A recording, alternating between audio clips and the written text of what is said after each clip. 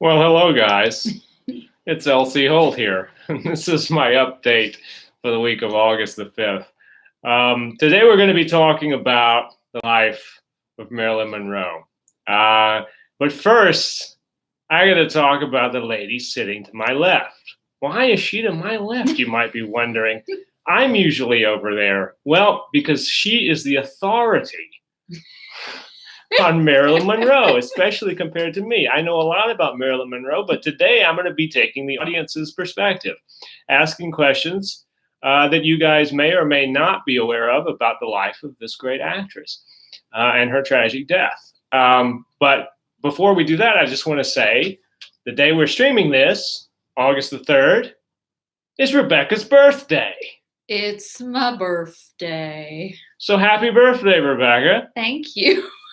All right. So now that we've gotten that out of the way, let's go ahead and start talking about Marilyn Monroe, who was born actually with a whole other name, right? She was Norma Jean Mortensen? Mortensen. That's what was on her birth certificate. And Mortensen was her mother, Gladys. That was her second husband's name.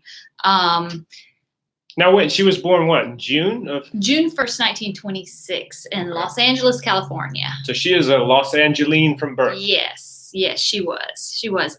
And Gladys had been married to Martin Edward Mortensen, but they ended up getting divorced in 1928. And when Marilyn was born, I don't think they had been together for a year, I think is what he claimed. And I think eventually Gladys was saying, well, he's not the father. A cat by the name of Charles Stanley Gifford is the one she said was the father, which he was like, no, which he was married at the time when all this was going on. Oh, Gifford was? Yes. So it was a little bit of a 1920 scandal going on. Yes. And they worked together because Gladys was a film negative slicer. So she was already in the movie business to some degree. It was with some Consolidated stuff. What was the name of that? Oh, gosh, I can't remember. Consolidated Film Industries. That's it, yeah. Okay, yeah. So she was, Gladys, Norma Jean's mother, was kind of in the industry a little bit. Yeah. Okay. And she went by Gladys Baker, and Baker was her first husband's name. And so eventually Norma Jean went by Norma Jean Baker. Now Marilyn had a couple half siblings, older. Yes, she had a brother and she had a sister. I think the brother died when he was very young. But the sister the brother died in 33, I think. 33, yes. Robert. Yes, 33. The year of 1933, not that he was 33. Yes, no. He was very young when he passed away. Her sister, which I think when she found out about her and she met her, I think she was an adult when she was much older when she met her sister. Bernice. Yes, Bernice. Okay, so she didn't have siblings that she knew of when she was a child. Correct. She was kind of raised like an only child. Yes, and when she was born, her mother basically didn't think she could care for her, so she sent her to this couple, Albert and Ida Bolander. I think I'm pronouncing that right. Mm. And Gladys lived with them for a little bit, and then I guess because of her work, she couldn't live there anymore, and so she'd come and visit on weekends. I think they actually wanted to adopt Marilyn at one point, but at that point, I think this 1933 Gladys felt like, hey, I can take care of her. She had bought a home in Los Angeles, and she moved Norma Jean in with her. Well, let's talk for just a second about, now you say Gladys felt she was unfit. Yes. To take care of financially the child. And right. Yeah. But what about mentally? Because she had some issues. Yes, she did, but she didn't actually get hospitalized until, from what I've read, 1933 Marilyn moved in with her, and shortly after she had a mental breakdown. And Gladys did. And she was hospitalized, and I think she was diagnosed paranoid schizophrenic. Mm. So she would spend her life in and out of hospitals and institutions. From then on. Yeah. Wow. Yeah. And I think she passed away in 1984 eventually. Mm. So she outlived her daughter by quite a few years. Yes. And when Marilyn passed away, she had set up like a little... to take care of her? Take care of her type thing. Well, that was good. Yeah. And when Marilyn was older, she actually tried to search out her birth, the man that they all thought was her father. But from all accounts that I have read, he never recognized her as his daughter. And this is at Gifford. Gifford. Even knowing who she was. She was famous. Huh. Well, that's something. Now I've heard some places, you might be able to clear this up for me, that there was some instances of in foster care of possible sexual abuse. Yes, I've heard that as well. I know that when her mother had her own house, there was a couple that lived with them with their daughter. And when her mother was hospitalized, I think she lived there for a little bit. And then Gladys set up for her to live with a friend of hers, Grace Goddard, to kind of take care of her and look after her. But she was in and out of foster care. I had read somewhere that Doc Goddard may have been one that had abused her. I don't know. But that's one thing I've kind of heard. And I've always just heard that she was sexually abused growing up, and going from place to place. She did live in different foster homes, orphanages. She lived with the Goddards.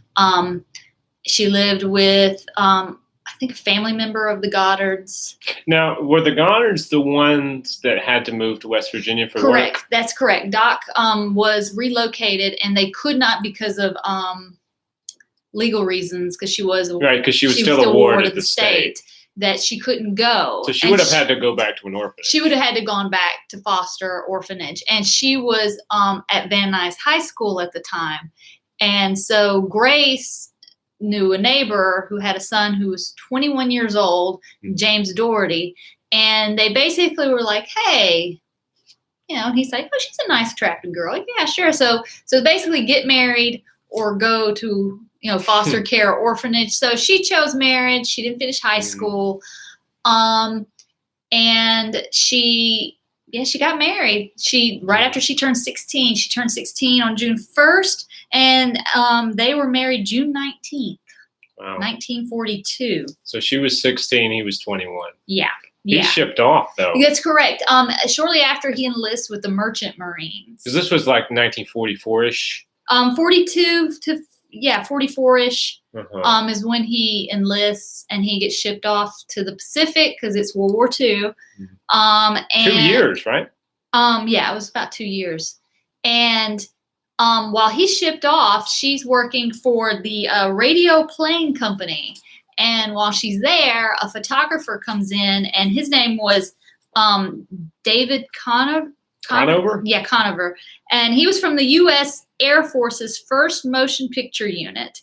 And his job was to come into the factory and shoot pictures of the women working in the factory to boost morale. Now, do you imagine that she sees this photographer and it's like, oh? I don't know. Do you think it was an opportunity type thing? I don't know. I really don't know. She probably was like, okay, I'll do it. But I don't think that it was, let me get into this, I think she was working there, and he showed up, and she was like, yeah, sure, take my picture. And he took the picture, which he ended up not using, is what I've heard. And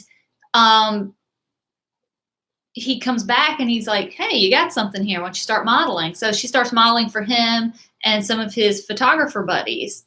And eventually she gets on with Blue Book Model Agency. Of course. Now, we should say, though, that these pictures are like, they're G-rated. Yeah. These are not like, these guys aren't pornographers. Because some people talk about, well, she took nude pictures. And that happened once. That happened in 49. This is years later. Yeah.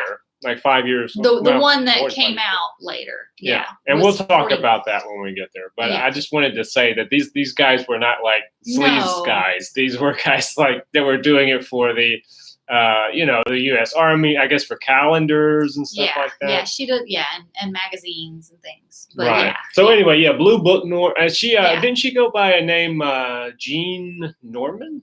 Yes, that was one name that she was looking at using. Correct. Right, so Norma Jean Doherty became Jean Norman for a short time. Yes. And so while she was with Blue Book, one thing that they talk about is that they said, hey, because she was kind of a reddish brown, she had kind of kinky hair.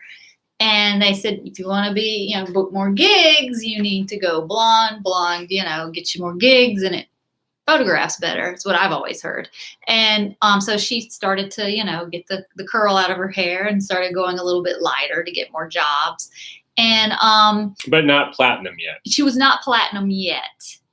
That would come much later. Yeah. I think they were really impressed at how hard she worked as a model. And they began to, kind of push her into acting, and she signed on to an acting agency in 1946. Now, was this when she met Johnny Hyde? No, he's later. Okay. He's later. So she, in 1946, she screen tests. She signs with Fox. This is the first time she signs with Fox. Mm-hmm. And she gets the acting coach, Natasha Lightis. And she changes her name to Marilyn Monroe. Now, there have been, like, Mickey Rooney's got a story about how she changed her name. Now, the story I always heard was that Marilyn, after the Broadway star Marilyn Miller, and Monroe was her mother's maiden name. Oh, I didn't know that. Yeah. Now, let me say, so I heard this story, and correct me if I'm wrong, and this is jumping a little bit, but is it true that one time someone asked her for an autograph and she asked how to spell? Yes, that's one story. Actually, I have it in a book that I have here. And she's at a parade, and it's like a promotional thing for the studio. And she's there, and someone saw her and was like, "Hey, I want your autograph." She's like, "How do you spell Marilyn Monroe?" Because she's like, never signed this name. Where the I went is what she was. Yeah. Was that right? Yeah. Yeah. Yeah. Okay. Yeah. How do you? Yeah. It wasn't her birth name. I mean, she just started using it. So, yeah. I always thought that was kind of a cute That little is a funny story. So anyway, she's with the acting agency for the first time. Yep. She hasn't yet met Johnny Hyde. She signed on with Fox. Because Johnny Hyde, by the way, for the audience, he worked for the William Morris agency. He was vice president. Right. So he is like a big shot. And anybody who's in movies now, I mean, obviously, the William Morris agency is still around. Yes. It's still like very one of important. The number one yes. agencies. Anyway, yes. Go ahead. Well, I think her first year, she didn't do much acting. It was mostly, because it's studio system. So you go and you take your acting lessons, singing lessons, dancing lessons. Well, let's talk for a second and doing for photography. People about the studio system, just to put it in context. Now, the studio system, they would give you like 7-year contracts. Yes. And they would groom you. And like you were saying, they would give you a look, and they'd give you, teach you how to sing. Because a lot of these actors and actresses at that time, you had to sing and dance. That's why a lot of vaudeville actors transitioned so well into film at that time, because musicals were a big seller. Now, what was great about that is you were basically on contract. You were an employee. So they would put you in they could put you in 5 or 6 movies a year. Yeah. If they liked you, and if you, paid them money, which is what it's all about ultimately, right? Yes. So and they paid you a weekly salary. You got a weekly salary. So you weren't, hustling for, Yeah. From audition to audition. I mean, you screen test. You try to get your screen test in, but there was a drawback that, you couldn't just, you didn't have as much freedom with your career. They chose what you were going to do pretty much, unless, which you'll find out with Marilyn, you get power. You start getting, Right. Yeah. Okay. Well, her first 2 roles at Fox, 1947, she does Dangerous Years. And then in 48, she does Scudda-Hoo, Scudda-Hey. You just can't beat those old Hollywood titles. No. I love that one, Scudda-Hoo, Scudda-Hey, the title. Well, in 1947, she gets dropped by Fox. And so after that, she signs with Columbia Pictures. And I've actually heard that Columbia wanted to model her look kind of model her whole thing that you're saying they want to make you into something. They were thinking Rita Hayworth. Interesting.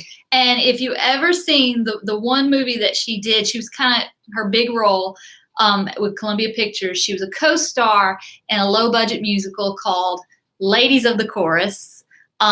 There for a while, it was very hard to find on, VHS, DVD, but now it's pretty easy to come by. And probably mainly because she was in it. Yes, she's in it, It's a silly little black and white musical. I enjoyed it. Of course, I enjoy her. But she still looks very Norma Jean. She's just starting, her hair is blonde, but it's not platinum yet. but it's still very curly and it's very long, shoulder length, kind of Rita Hayworth, you know. And she still had all the original features. Yes. Which we'll get to that later too. That's because that's a Johnny Hyde Johnny thing. Hyde, Yeah. yes. Well, Ladies of the Chorus doesn't do well, so she gets dropped by Columbia. Now, she does appear in a Marx Brothers film called Love Happy. Now, Johnny Hyde sees Love Happy, and he arranges to meet her. And after he meets her, he's like, "I want to be your agent." She's like, "Okay." Now he's married. And, you know, remember he's vice president of the William Morris Agency, and he's married, but he wants to marry Marilyn, and they start having an affair. Like you do. Yes, and she's like, no, she won't accept his marriage proposal. Now, he is credited as the one making Monroe a star, and also, as he was saying, like all of her features. Now, she did implant. I know she always hated her chin. Mm-hmm. Chinless wonder and all that stuff. She had her nose. Her hairline was raised. Now, when you say her hairline was raised, what does that mean? I guess they just electrolysis. And so they make her forehead? Yeah. Huh. Yeah. Interesting. Yeah. So, I mean, I don't know. I've never had this done. I'm just, this is just what I've read. Because I've never thought about someone's hairline. I mean, you think of people, they have high hairlines, but I never thought about like how that affects your face. But it is interesting because you see pictures prior. When she's younger. And she has that very deep the widow's peak. Yeah. And then it's a pretty amazing difference. Yep. And this is about the time she becomes platinum. Mm. Now, like I said, he's the one credited as making her career take off, the big star that she becomes. Now, she does Asphalt Jungle and All About Eve. All About Eve's a good movie, but Asphalt Jungle really good. Yeah, John Huston. One of my favorites. Yeah. So when these happen, particularly when All About Eve wins the Oscars, and she's getting noticed because of her part in that. And these are still supporting roles. Yes, they're all supporting roles. Johnny Hyde negotiates a new contract with 20th Century Fox. Now, the sad part of this story is shortly after he gets her contract with 20th Century Fox, which I think was $750 a week is what she was going to get paid. Not bad. 7 years too. Yeah, for 7 years. Yeah. He dies December 18th, 1950 of heart disease. And I know I've read that she was devastated. Uh-huh. Now. And she was getting fan mail even now.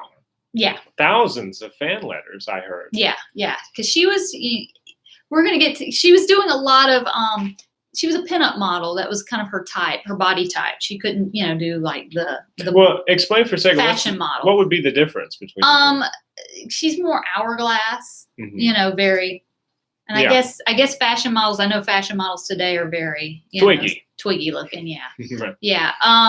Well, so she's doing a lot of, for 20th Century Fox, she's been doing a lot of cheesecake publicity photos. And if you don't know what cheesecake is, it's kind of like, I was trying to show you this picture before we went on. There's a picture of her playing baseball in very shorty shorts and high heels. That's kind of a cheesecake shot. It's like a little sexy. Yeah. A little what they used to call risque. Yes, her risque pictures that she took. Now, with 20th Century Fox, she starts doing movies like As Young as You Feel, Love Nest, Let's Make It Legal, We're Not Married. These are all very light comedy, Those should have been sequels. Let's Make It Legal, and then We're the sequel, yeah. We're Not Married. Yeah. And 1952, she does a film called Don't Bother to Knock, which I like this one because she plays a psychotic babysitter. Mm-hmm. And you notice in the picture, she's got, where she's tried to slit her wrist, she's got scars on her wrist. And she's babysitting this child, and she sees this guy across the way, and she falls in love. And she thinks the kid's trying to keep them from getting together, so she starts tormenting the child. She's got the child tied up, and she's going cuckoo bird. It's really good. It's the character who slit her wrist, not Marilyn. Not Marilyn. Right. No, Marilyn never slit her wrist. Right. But yeah, I really enjoyed it. It's very different than the other stuff that she was doing at the time. Now, did she, after Johnny Hyde and during this period, wasn't she involved allegedly with Elia Kazan, the director? I've heard that, but I'm not sure. Okay. I have heard that. I've never really researched it, but I have heard that she was. Now, it's to be noted, I think in 1952 is when she met Joe DiMaggio. So I think they had started seeing each other. Joltin' Joe. Old Joltin' Joe. He was a famous baseball player, See, the most famous at that time in America. And he had retired. So both of them had songs written about them. He had Joltin' Joe DiMaggio, and she had a song written about her called Marilyn. That was a, kind of a little hit during the time. Now, her next film was Monkey Business. And once again, it's a co-star role. And the two stars of that film are Cary Grant and Ginger Rogers. And it's to be noted it was done by Howard Hawks, which she would work with a little bit like the next year. She worked with Fritz Lang, too, around this time. Clash by Night? Yes, Clash by Night. That's a good one as well. Yes, yes. I think she must have gotten acclaim for that. Yes. Because that was a dramatic role. Yes, it was. She didn't get too many of those. I don't think Fox was really hip on, let's put her, because, well, I mean, the cheesecake pictures, they're like, oh, isn't she cute? His name is escaping me. In charge of Fox. Oh, Zanuck. Zanuck, yes. Daryl. I could not remember his name. I later did a movie that was produced by his son. I know. And you met him. Yeah, I didn't meet him. Well, we saw him. Yeah, he was in the room, and I was like, oh. Because he was Tim Burton's producer, and I did this movie called The Big Fish. But anyway, we won't go into that. Yes, and so I don't think he was really, let's let her try her range out. No, he was like, just keep putting her in silly musicals and silly comedies. It's raking in the dough, and let her be sexy. Yeah. Money, money, money. But in 1953. She does a film called Niagara, which has the famous longest walk in cinema at that time. It was, I think, like a 30-second shot of her walking, and her walk. So that got a lot of publicity, and it was very good. She was very good in this film. Yeah, and it was a big box office success. And something else she was good at, one of these little publicity things she would do in connection to a movie.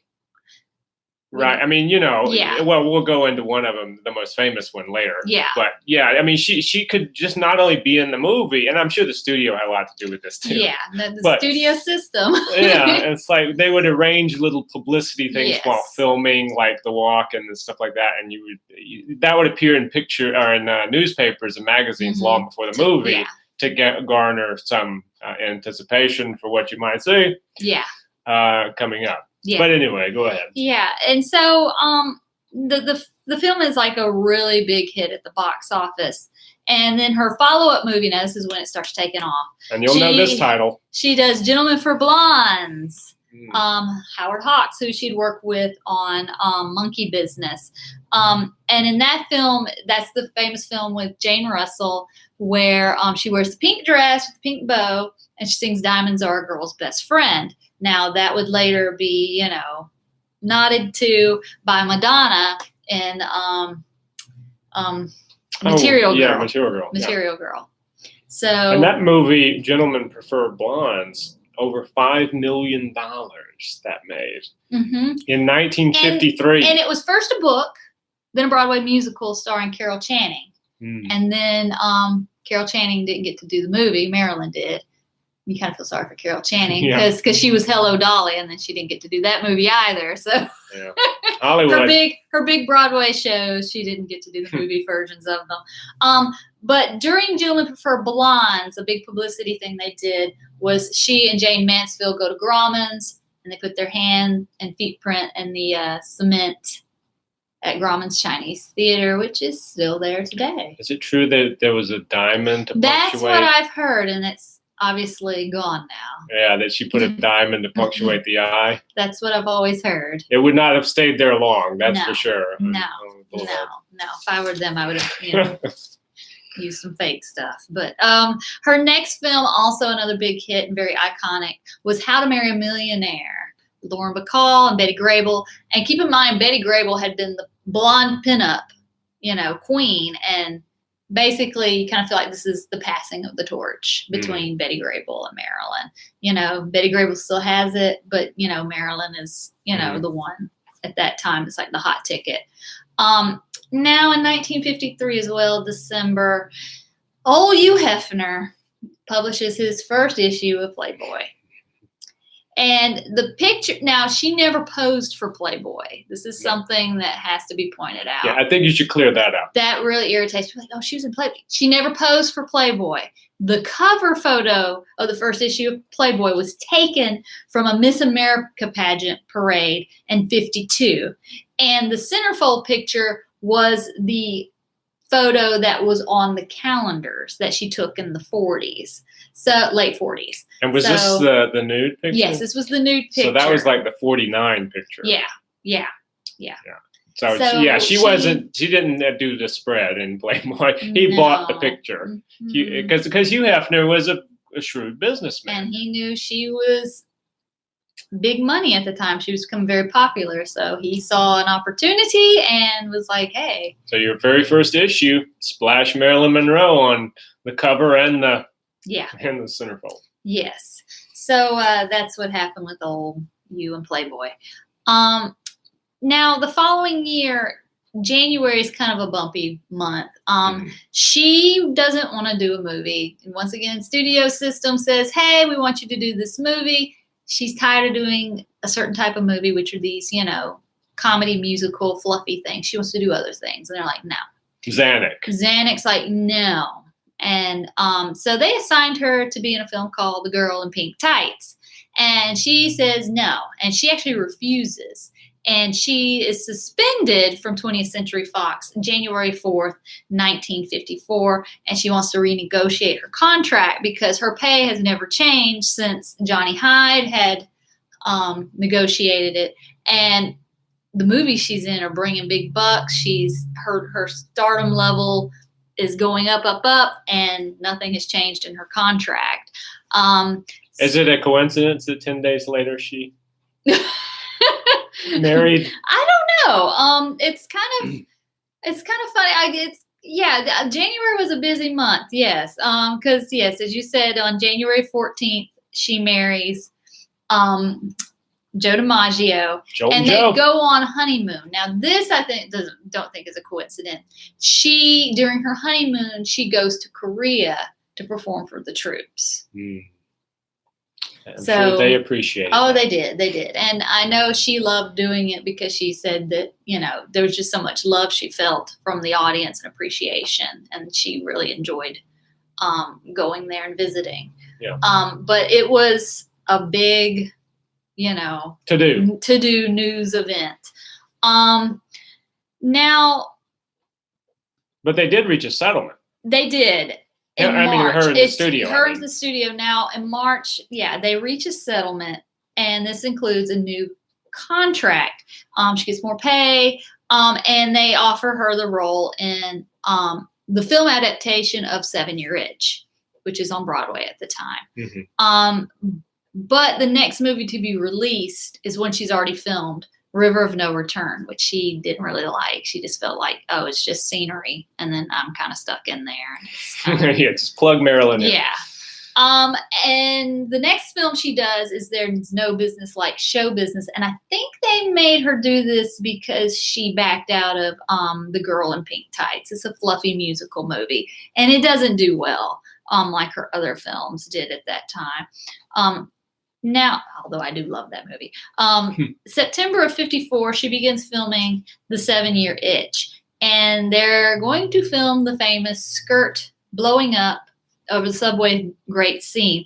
And they have the idea, we're going to do this on Lexington Avenue in New York City. So everybody's there. And I had seen a documentary where someone said that she even took a precaution. She put on 2 pairs of underwear just to make sure nothing would show underneath those lights. Yeah. And the skirt blows up, and I guess people are like, ooh. And Joe DiMaggio is not pleased. They say it was up to 2,000 people were standing in New York on Lexington Avenue. Photographers are there, which I'm going, how can you film? This is a straight up publicity stunt. Yeah, and so DiMaggio's pretty pissed. So this is kind of the nail in the coffin of their 9-month marriage. They get divorced. After divorce, she begins a new battle over her career. Although, let me go back.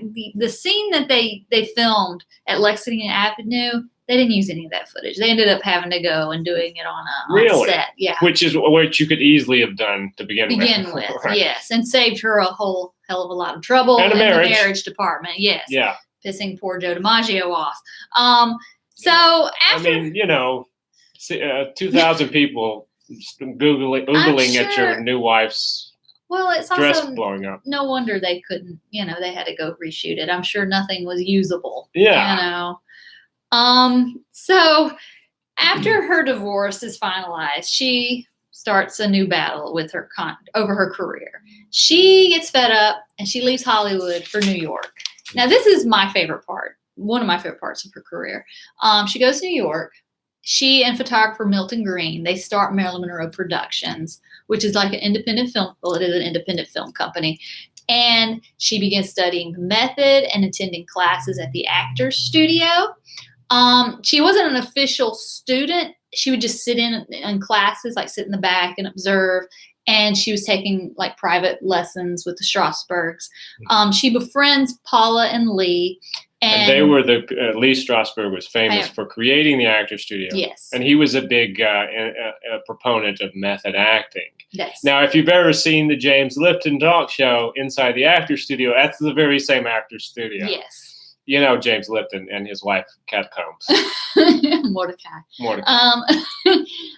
So she replaces her acting coach with Paula Strasberg, and Paula would be her coach for the rest of her career. Much to the irritation of many directors. Yes, much to the irritation of many directors, because it's been said that she would go to Paula and Paula say, give her something to think of for a scene, and then they would do a take, and instead of looking to the director, like, is that okay? She would look to her acting coach, and if the director was like, yeah, great, we're going, and the acting coach was like, she said, no, we got to do it again. Demand a retake. Yeah. Yeah. So Paula was like an assistant director on every movie from then on. Or that's the story that goes which on I the believe sets. it. I believe it. Also during this time, she starts psychoanalysis, which Lee Strasberg was really a fan of, particularly when you're doing the method, because he felt that you needed to really, psychoanalyze. The actor needs to really, And that's what you would use for your acting, yes. is finding out where the pain comes from. Yes, so that's when she starts doing this stuff. And she starts dating Arthur Miller. Death of a Salesman. The famous playwright. That's the correct. Crucible. That's correct. And while they're dating, the FBI opens an investigation on Marilyn Monroe because, Miller has accusations and allegations of being a communist. Because he is kind of a left-wing Yes. guy, and, he is of that slant. And anybody at that time who was in any way left-wing was considered to be a possible communist. And subpoenaed by the House of Un-American Activities Committee, which, Thank you, Joe. Yes. So that was all going on at the time. And, fortunately for her, none of that affected her career like it did other people. It just killed other people's careers, but hers kept going. Well, and I could talk about Elia Kazan, but we're not going to go there. Yeah. Okay. Yeah, anyway, go ahead. Well, Fox realizes they need Marilyn, so they renegotiate her contract, and she gets project approval, director approval, cinematographer approval, and she would be able to make a Marilyn Monroe production film every time she completed a Fox film. Right, so her own independent film Yes. in conjunction with a Fox film. Yes, and when this happens, Marilyn and Arthur Miller marry, and she converts to Judaism. I don't know if you knew that. Because he was Jewish. Yes, he was Jewish. I saw a headline at one point in one of the newspapers said, Egghead meets Egghead marries Hourglass. Yes, the Egghead and the Hourglass. Yeah. Oh, that's sweet. Oh, that's very sweet. So she goes back to see how I segued. She goes back to Hollywood, and her next film is a film adaptation of the play Bus Stop, and it's her co-star is Don Murray, and it was very successful. It was very successful. I want to say real quick about the Arthur Miller thing. Did you? I know you already know this, but her films were banned in Egypt when she converted to Judaism. They were just filmed. Wanted to point that out. That was so it affected her career a little bit. Yes. But anyway, yeah. So Bus Stop, great movie, great play. Correct. Yes. And I still say it's where Tom Hanks got his Forrest Gump voice from, because if you watch that movie and you listen to how Marilyn Monroe talks, it's kind of like Forrest Gump. And that movie is fun because it's one of the few movies where someone will actually make a sound and then say what the sound means. Very quotable in that way. It is. Like there's a scene where she's talking to the cowboy and she goes, "Grr, you make me so angry." Yes, or "Brr, I'm cold." Oh, "Brr, I'm cold." So it has several things like that where, you have to preface how you feel with the sound that goes with it. But it should be noted, this is the film that showed her chops, and it was like, oh, this is what she was doing in New York. Oh, okay, yeah. She can act. Yeah. And it really validated her. Now, the next film she's going to work on is Marilyn Monroe Productions' first independent film, and it's called Prince and the Showgirl. Yes, The Prince and the I love this movie. This is the second film of hers I saw growing up that I was. And it is a great movie, but it has a storied history. Yes, it does. It was filmed at Pinewood Studios in England. For your James Bond fans. That's correct. So I threw that in there. And it was based off of the play Sleeping Prince, which starred Vivien Leigh and Laurence Olivier. Now, obviously, Vivien Leigh was not cast to reprise her role. They were married. Vivien Leigh and Laurence Olivier. Yes. Now, Olivier, he comes on to reprise his role, to direct and co-produces the film. Now, it's a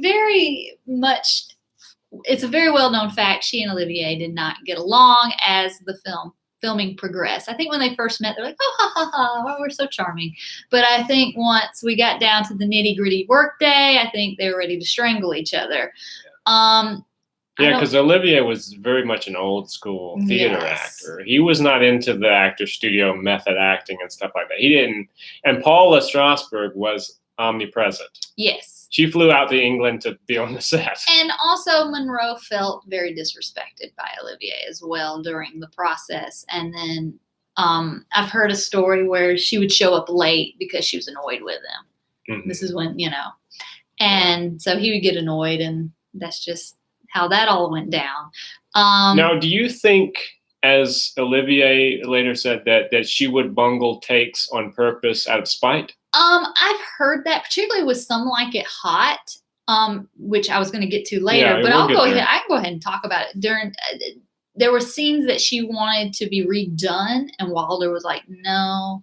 And then Wilder, I think, was kind of saying, she would bungle the takes, but back on the scenes that she did not. Back to the Prince and the Showgirl. Arthur Miller was with her for a short time, right? Correct. He didn't stay the whole shooting. No, he didn't stay the whole shooting. He was there at the beginning. Mm-hmm. There is a film that's based on a book by a guy who worked on the film. Now, Milton Green's wife says that book and that film is that guy's wet dream. Colin Clark. Colin Clark, who was an assistant to Laurence Olivier. Yes. And there's two books, but the most recent movie based on both of those books is My Week with Marilyn, starring. We'll talk about the movies that were based on her life. I wanted to talk about that at the end, so we'll keep going with her actual life. But we'll come back to Colin Clark. Well, during filming, her and Olivier aren't getting along, and then she and Milton Green are not getting along, particularly with the direction of Marilyn Monroe Pictures. I think she wanted to bring Arthur Miller into the company, and I think he was saying no. So they were not getting along. After filming, she just decides to take a break. And during this break, I think it was 18 months, she has a miscarriage. She miscarried a lot. She had endometriosis. So she had a lot of, issues, Because didn't a year apart, she miscarried twice, didn't she? I think she did. Yeah. Arthur Miller's child. Yes. During this time, now she had been taking, what they did back then, uppers and downers and stuff. But her barbiturate use starts to get worse. And at one point, she is hospitalized because she overdosed.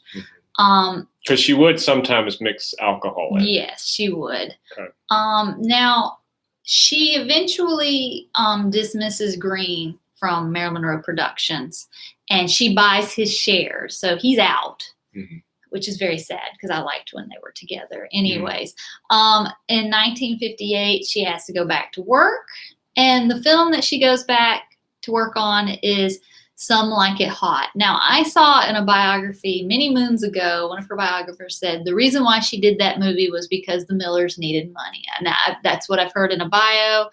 Now, Some Like It Hot is a very famous comedy. It's very famous. Directed by Billy Wilder, co-starring Jack Lemmon and Tony Curtis. Yes. Tony Curtis, who famously said that kissing Marilyn Monroe is like kissing Hitler. Yes. But it was because there was always friction about the retakes and her being late to set and stuff like that. And she could not. This is when you really start hearing about. She can't remember her lines. And do you think that has anything to do with the drinking or the?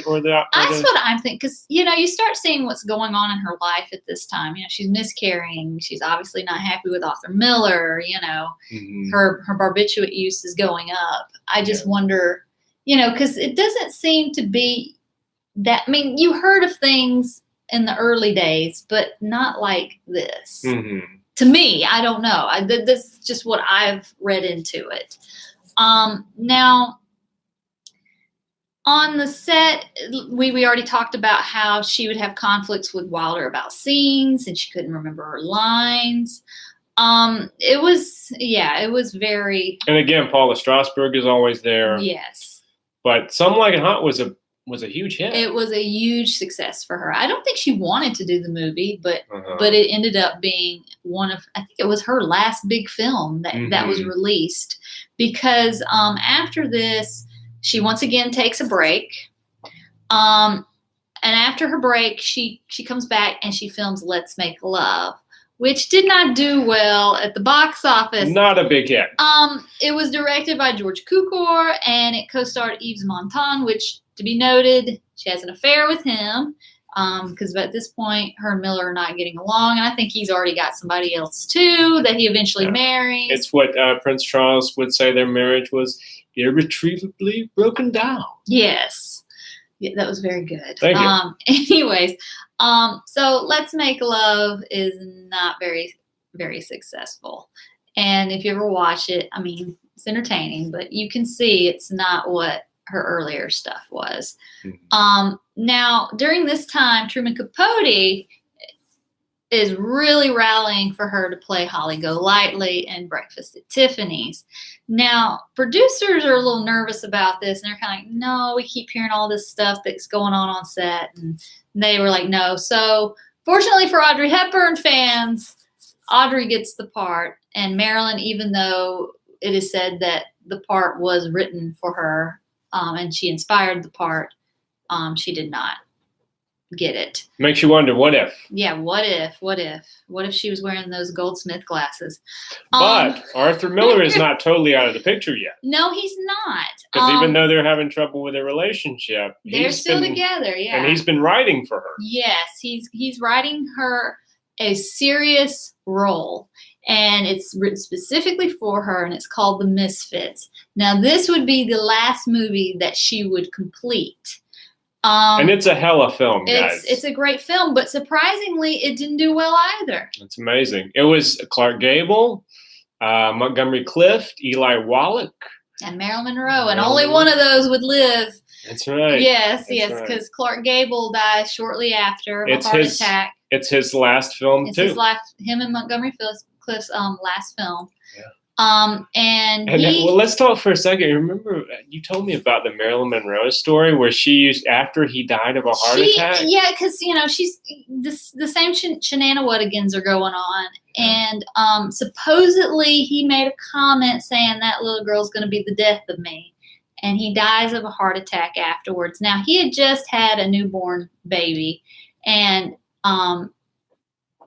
And you can actually find the footage on YouTube. She shows up to the christening of the baby, and she's in complete black, like mourning black. Everyone else is dressed up for a christening, and she looks like she's dressed up for a funeral. Now, they said that she really blamed herself. Now, if you know the story of Marilyn, she adored Clark Gable when she was a little girl. She always thought this is what her father looked like, and I think that was another reason why Gifford, because she felt like he kind of had a Clark Gable look to him. Oh, interesting. So this Clark is someone Gable, that she grew up thinking that's what my dad, And she got to be a star in a film with him, finally. Yeah, actually his love interest. Yeah. Yeah. And then he dies. After saying that little girl's going to be the death of him. Yeah, and she took it very hard. Oh, man. Yeah, so you can actually look up the christening footage on YouTube. I'm sure Clark Gable's wife was like, what in the hell is happening? So, here? Yeah, she's in a black dress. She's got a little black hat with a little veil. Profusely apologize to the widow? I think she did. Ooh, okay. I think she did. Might have been a little awkward. But yeah, and it was also Montgomery Clift's last film as well. So that is a very iconic. Yes.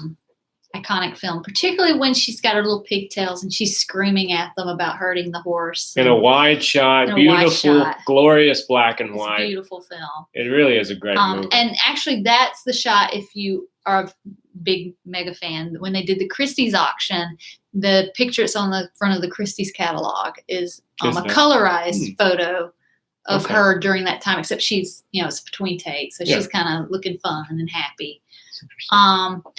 But also during that shoot, she suffered from gallstones. She was going through that. Her drug addiction was becoming worse, they said. And shortly after filming in 1961, she and Miller call it quits for good and divorce. So that film did not bring them together. No, and it didn't do well at the box office. Now, she had a lot of health issues in 1961. Now, she had surgeries for endometriosis, cholecystectomy. She also went into psychiatric care. She for depression. She signed in. I think it kind of freaked her out a little bit, because she grew up with her mother in and out of hospitals. I think she had a fear of ending up like her mother and having, the issues her mother had. So I think that really scared her. And she tried to get out. They wouldn't let her out. And I think that just that would freak me out. That would freak me out. So she somehow gets a hold of DiMaggio, and DiMaggio comes and gets her out of the hospital, and they take a little vacation to Florida, a little respite. Because Joe never quite fell out of love. No. And they dated a little bit here and there, and they just always remained friends. In 1961, she finally moves back to the West Coast. She goes back to California after being on the East Coast for the late 50s and first part of the early 60s. Moves to Brentwood. Yes, in 1962, she purchases her home at 12305 Fifth Helena Drive in Brentwood, Los Angeles, which is still there. In spring of 1962, she also begins filming what would be her final film that she would work on, Something's Got to Give. Now, which was a remake of My Favorite Wife. With Dean Martin and Sid Charisse. Yes, and George Cukor, remember she had director approval. George Cukor comes back because remember he worked with her on Let's Make Love. Now, I don't think she was too crazy about the script to begin with, but it was said by doctors that she had a really bad bout of sinusitis, and they actually suggested, hey, Fox, you should postpone filming.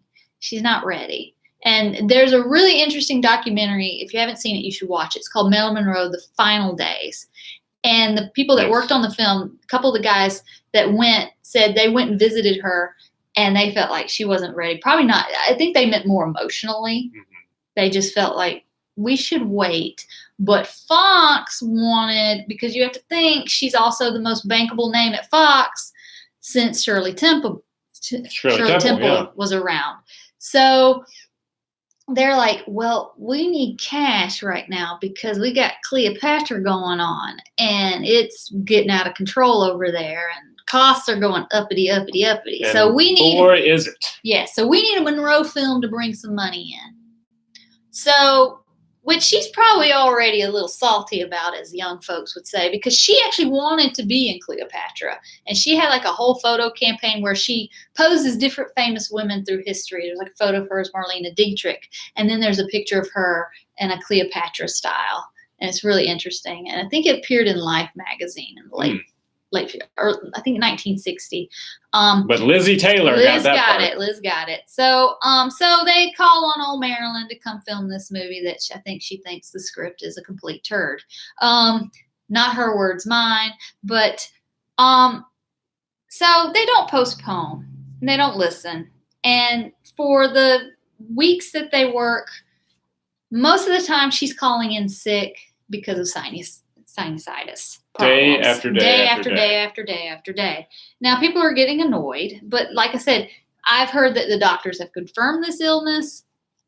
That's what I've read. Now, I've heard people on set were like, I don't know, getting annoyed, which I understand if you don't know what's, she's got a reputation and, you just kind of go with that. And there were some complications in there as well, because it wasn't just the sinusitis. No. There were a couple things that she did that were, well, there's one very famous one. I'll let you tell it. Okay. Well, amidst all these missed work days on the film, Something's Gotta Give, there was actually an invitation sent to Marilyn Monroe for the president's birthday gala at Madison Square Garden in New York City, President John F. Kennedy.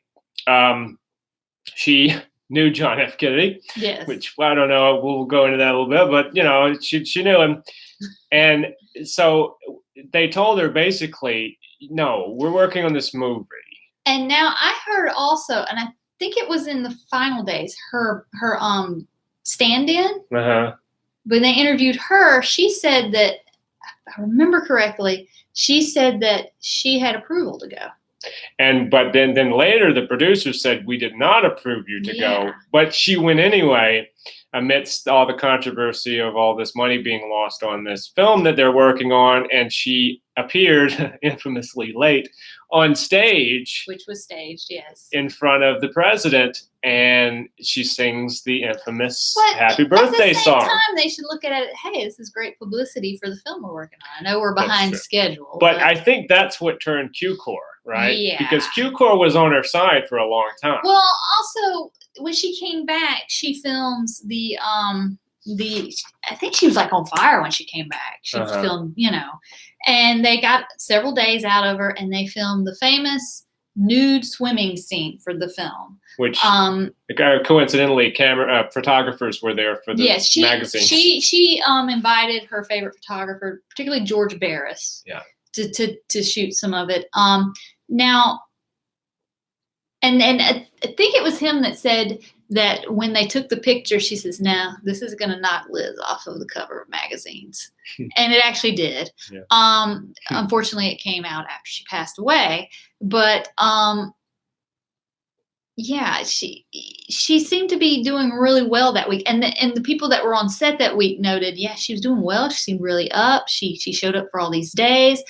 She filmed the scene in the shoe store, and then she went and did like a opening pitch type thing for a group at a baseball game. But it didn't stay that way for long. It didn't stay that way. They said she went home that weekend. She was feeling great. And they said something happened that weekend because the next Monday seemed like it all fell apart. Now, do you think that something had something to do with the affair with the Kennedys? The one guy that worked on Something's Got to Give in that documentary, he says, he wonders if she just had a bad, something happened between her and Bobby. Because though she was apparently sexually involved with both John and Bobby, she really liked Bobby Kennedy. Yeah. And this guy talked about how, and Bobby Kennedy and she had mutual, Peter Lawford being one, had mutual friends in California, Frank Sinatra. So that's how they met. Yeah.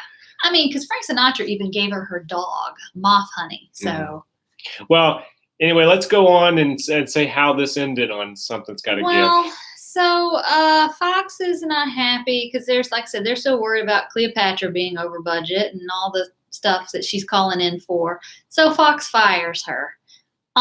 Well, the co-star Dean Martin, he's not happy with this. He says, because they were going to replace her with Lee Remick. And Dean Martin says, no Marilyn, no picture. I'm not going to do it. And I've read somewhere that Fox was even going to sue him for dropping it. Yeah, because they tried to sue her for $750,000. Yes. They tried to sue Marilyn for the time lost on the filming of the movie that she caused.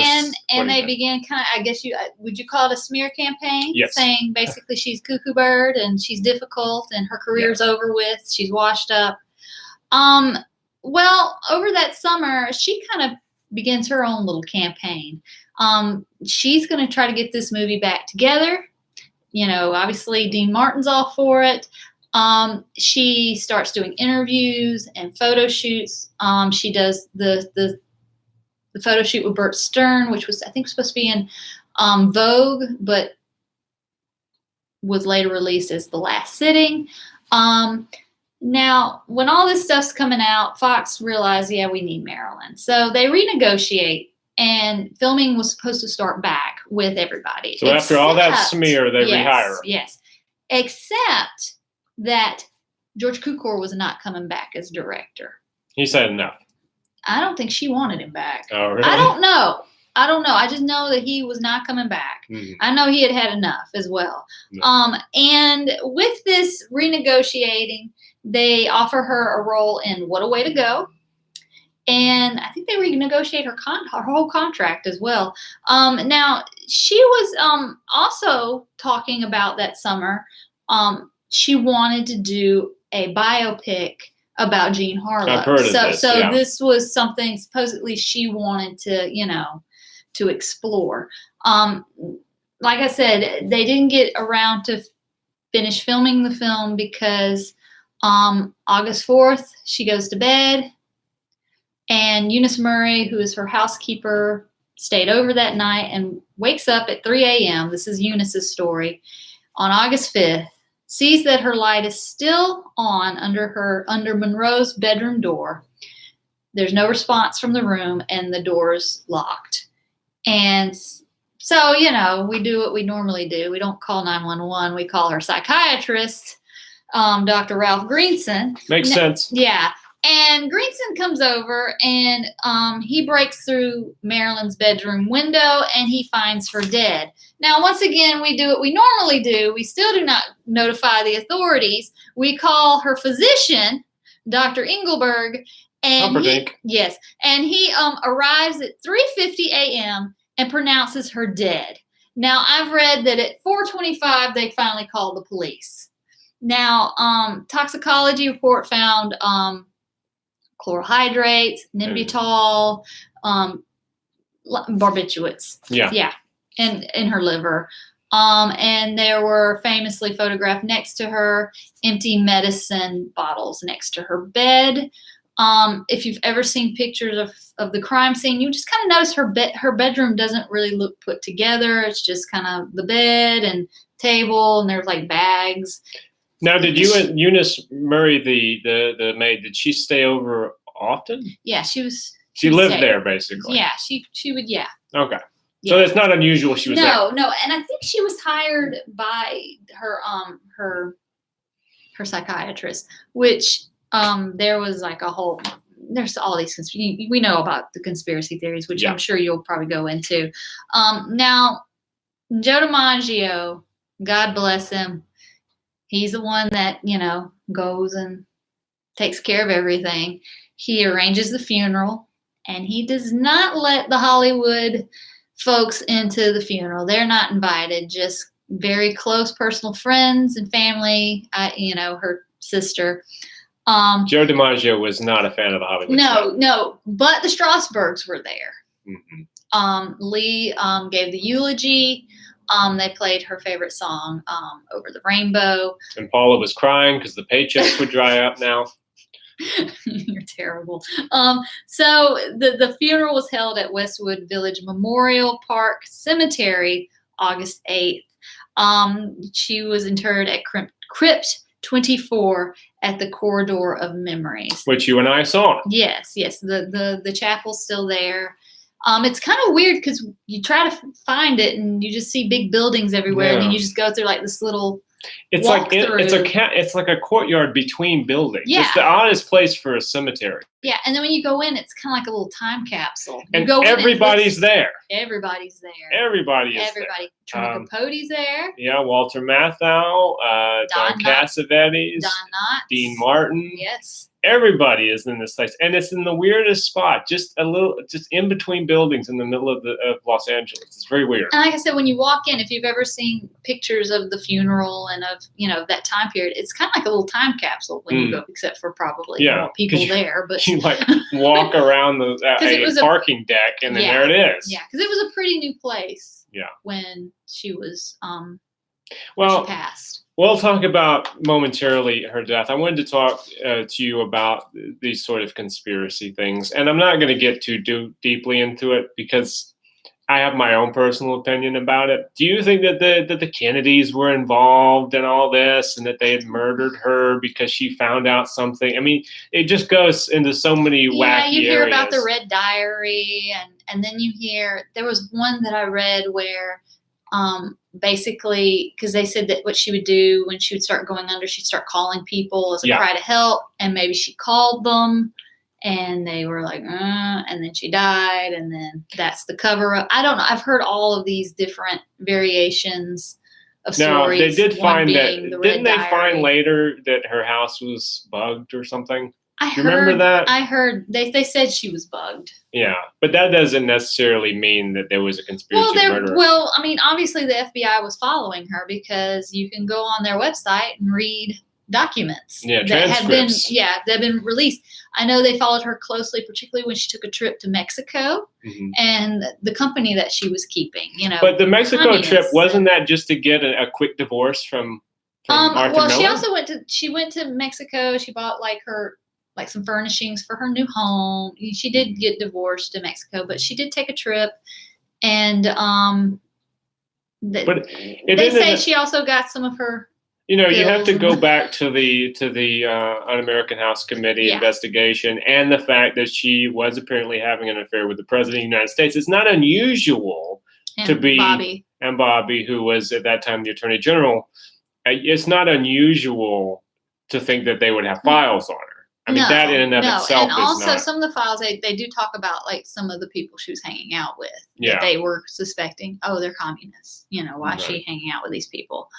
And she's hanging out with these people, and she is hanging out with Bobby and John. Is that good? And you always fall into this thing where there is suspicion that comes up because of, as you said before, they didn't call the ambulance immediately. Yeah, you have psychoanalysts coming over. And there's also another conspiracy. I think it was the Donald Spotto book he released, where he kind of felt like it was Greenson and Eunice. I'm trying to remember how that story went. There was a rumor that she and Joe were going to get remarried, and she was going to fire Greenson and Eunice, get rid of all these people basically. And Greenson and Eunice and those people were like, no. Yeah. And they wanted that, Greenson particularly wanted that control that was one story. I have no idea. There's just so many different conspiracy theories out there as to what happened to her. And as these things usually spring up around people who die too young, who were very famous, who seem to be in their prime, and then suddenly they're just gone. Marilyn looked fantastic. Yes. At that time. I mean, she was already, approaching middle age. She was in her late 30s. She's 36. She looked amazing. Yes. If you see the footage from Something's Gotta Give. So Something's Gotta Give, particularly the costume fitting footage. I think she was a little proud because she had just had her surgery and she had lost some weight on that surgery. So she was hot to trot. I think a lot of these conspiracy things come from the fact that how could someone who was now looking so great, who was now in the prime, who was back on board. See, the thing is they tried to paint it as, she was really depressed and killed herself, because she'd just gotten fired. And people were like, no, she was going to start filming again. And she had all these plans and she was up, but. And the fact that she had phoned, she'd done the cry for help thing before. Yes, yes. And this wasn't the first time that she had accidentally overdosed. Yeah. So based upon that, my personal opinion is that, it was probably an accidental. And one of the doctors that was in the Final Days documentary, he even talked about, he prescribed her one thing and another doctor prescribed her something. And then she may have picked up some stuff in Mexico. So nobody knows who gave who what. And that's a problem that still exists now. I mean, that's what basically killed Heath Ledger. Yeah. Is he was getting prescriptions from different doctors and didn't know you shouldn't mix these things. So, it's not like this is a thing of the past. No. And it's very easy when you mix alcohol in there, too, to just take one too many. And also a lot of stars back then. I mean, we talked about this, particularly during that time. And this was a lady that was in a documentary about Marilyn Monroe talked about, when we did it, they would ask, how you feeling? It's like, I couldn't sleep last night. I was just so anxious about learning my lines and getting my scene. And they said, you have problems sleeping. Go see the studio doc. Well, the studio doc gave me sleeping pills. Next morning, how you feeling? I'm just really groggy, man. I'm just trying to get over that pill you gave me. Oh, well, here's some uppers, Yeah, here's some amphetamines. Yeah, so this will get you through. Okay, so she said, then you get to where you're dependent on this to get you to sleep and this to get you through the day. And she said they didn't question things because when a doctor gave you a pill, it was good for you. Yeah, and these were doctors that had to do with your career. They were studio doctors. They were there to help you make sure you were on the set and, you're down, let's get you up, know. Let's make sure we get a day's work out of them. It wasn't like these were just some street people that were over there, throwing pills up in the air and seeing who'll catch them. Yeah, so. So, I don't know. It's just this. It is a tragic thing. I do admire Joe DiMaggio for protecting her all the way to the end, sitting next to her coffin at the funeral to make sure no photographers. Yep. Even though there are those people that because someone brought this up, I was talking about her, and I kind of was like, he did this. And they were like, well, he abused her. And I'm like, okay. Well, I don't know what happened. That is a rumor that was one thing that ended the marriage. Oh, really? Yes. That he was, Is it he true? Got a little physical with her. I don't know. Is it true that he used to leave roses? Yes. At her tomb? Yes. What, every year, or was they just always had to be fresh, or I can't remember. I can't remember either. I can't remember how often he would send them, but that's the famous. As long as he was around, And I had also read a story that when he passed, because he wouldn't talk about her. People, you did not bring her up to him. That when he passed away, I don't know if it was his lawyer or somebody that was supposedly in the room when he passed away. One of his last things he mentioned was, "I finally get to see Marilyn again." Well, which that wasn't very big because he passed away that year, and Susan Strasberg, that was Lee and Paula Strasberg's daughter, passed away within a short amount of time of each other. And shortly after that, that's when they did the Christie's auction of all of her things. Because when she passed away, Lee Strasberg was, put in charge of her, divvying up her estate and everything. And everything was just put in a storage unit.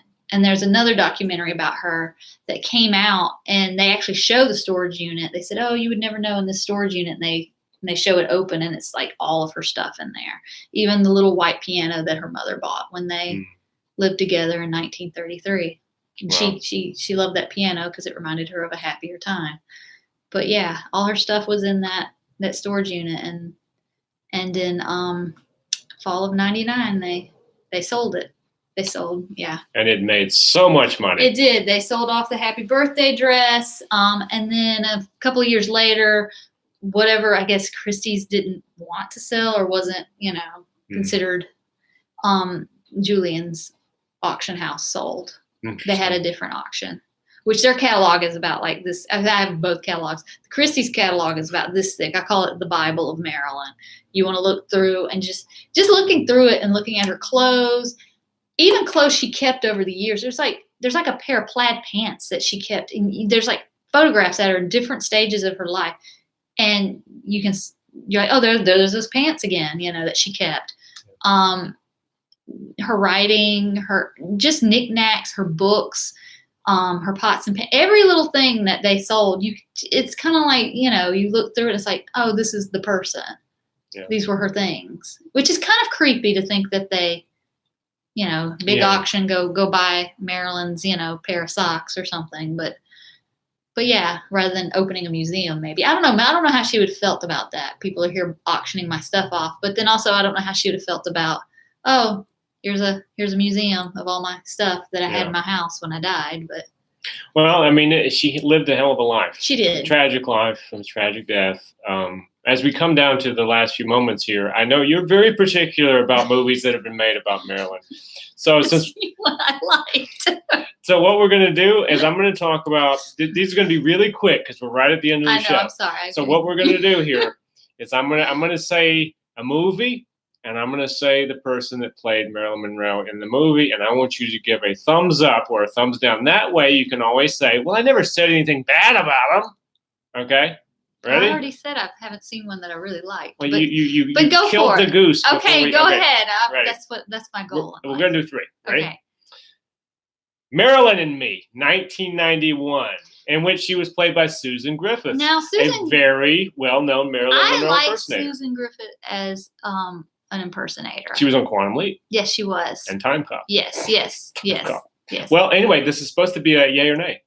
I mean, I don't know about the movie, but Susan Griffith, I'll give her something. We're going on the performances of how they portray Marilyn. Yes. Okay. Yes. Wasn't she the one that also did the Candle in the Wind remake video? I think so, yeah. Yeah, she's had surgery since. She looked really, it was spooky to me because I saw it. And it was a recreation of the Burt Stern Last Sitting. Mm-hmm. And it was beautiful. Well, we're going to the next one. Okay. Ready? This one I remember because it came out as an HBO movie when I was a kid. It. Norma Jean and Marilyn from 1996. Ashley Judd played her as Norma Jean and Mira Sorvino as Marilyn Monroe. She was not a fan. No, particularly dipping of the breasts and the. Yeah, that never happen. That never happened.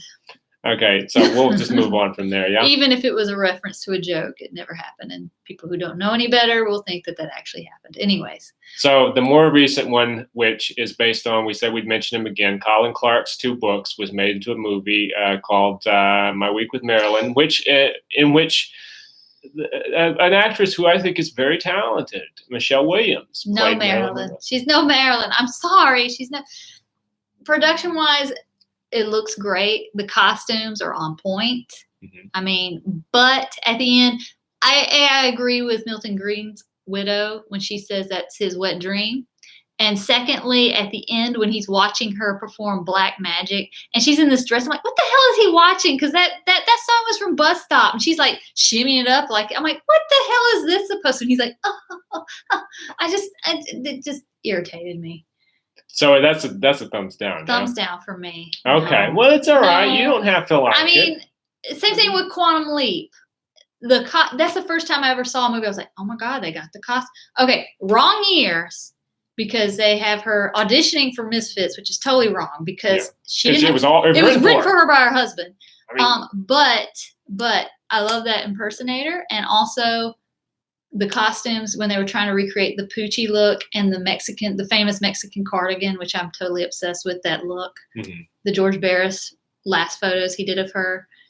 That's the reason why I like the Quantum Leap. I don't like the storyline, but I like the impersonator and I like her clothes in that. Even though it's a year off because that was more prominent in 62. But anyway.